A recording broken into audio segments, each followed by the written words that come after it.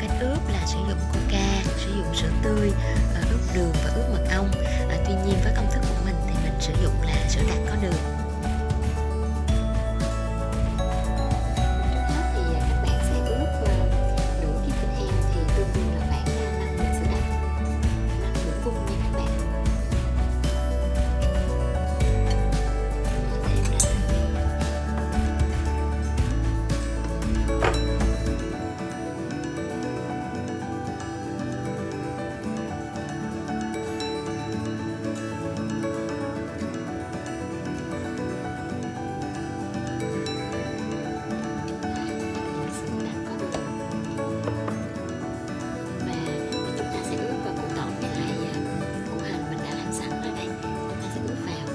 Qua đêm nha các bạn. Còn nếu như các bạn làm ban ngày thì các bạn ướp ít nhất là 4 đến 6 tiếng để cho cái lượng đường này nó thẩm thấu vào trong thịt á, thì nó sẽ làm thịt rất là mềm. Đường với sữa làm cho thịt rất là mềm.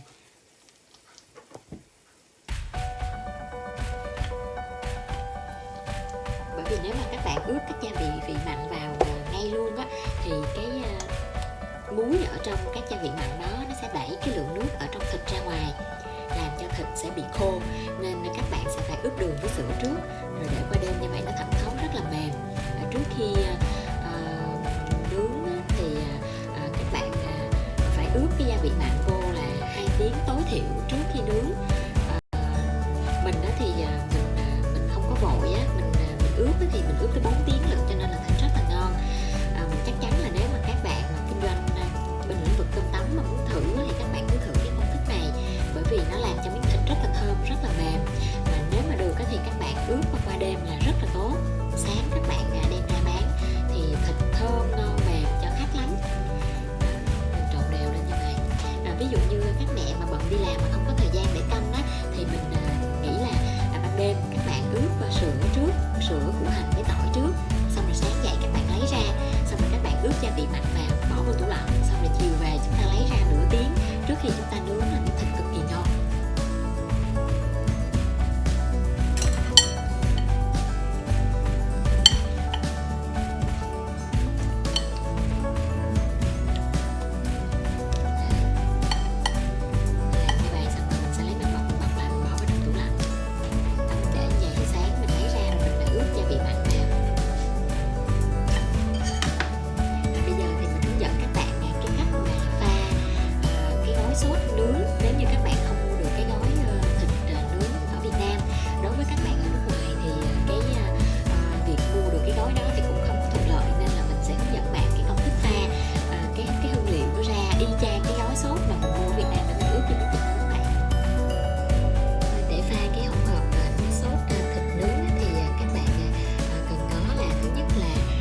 Tương, dầu hào, dầu mè, sốt cà chua và viên hạt nêm cano.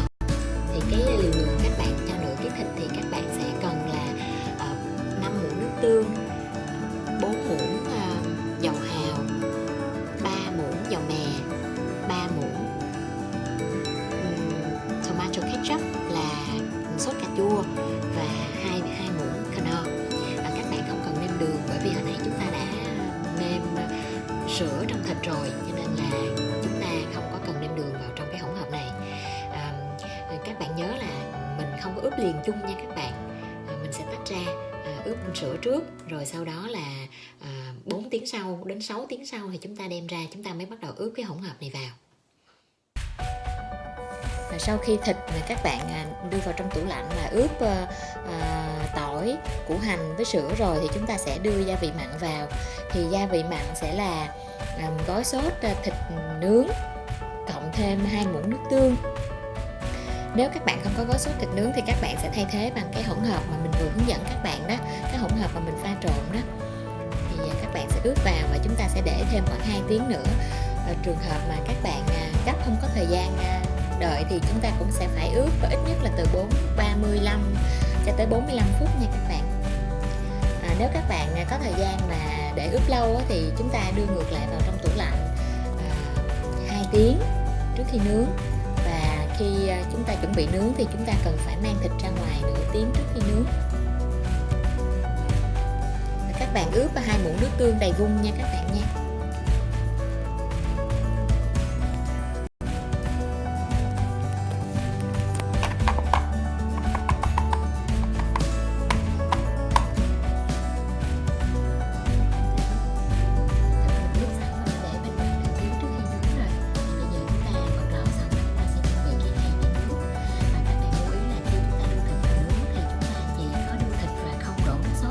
Nước sốt thì chúng ta sẽ tách riêng ra để một chút nữa chúng ta sẽ nấu nước sốt bên ngoài rồi ta không có đưa cái nước sốt này vào thịt, bởi vì nó sẽ làm thịt ướt và nó sẽ không lâu lâu chín, cho nên là chúng ta sẽ nướng thịt rồi ra nước sốt thì là xong. Chúng ta sẽ mở lò 10 phút cho nó nóng trước khi chúng ta đưa thịt vào. Lò oven hoặc là grill mà lò điện thì chúng ta sẽ bật là 200 độ C. Tổng thời gian nướng nửa thịt đến 700 gram thịt maximum là 30 phút thôi, 25 tới 30 phút thôi nha các bạn. Nếu các bạn nướng bằng lò than thì chúng ta sẽ canh thịt và trở thịt.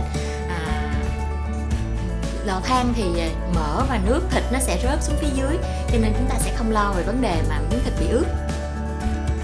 Khi chúng ta nướng thịt được 15 phút thì thịt nó sẽ ra nước và ra mỡ.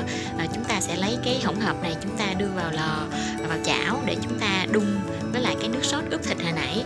Chúng ta đun để thành nước sốt, tí xíu nữa chúng ta rưới lên thịt khi dùng thì sẽ rất là ngon, rất là đậm đà. Sau khi chúng ta chiết cái nước này ra thì chúng ta sẽ bỏ vào lò nướng tiếp, nướng thêm khoảng 10 đến 15 phút. Nửa ký thịt đến 700 gram thịt thì chúng ta nướng tối đa là nửa tiếng thôi. Vì nướng lâu hơn thì nó sẽ hơi khô, miếng thịt nó hơi xơ, hơi sát, không được ngon. Mình trở mặt trước khi mình đưa thịt vào nha các bạn. Bây giờ mình sẽ đưa vào lò nướng tiếp đây.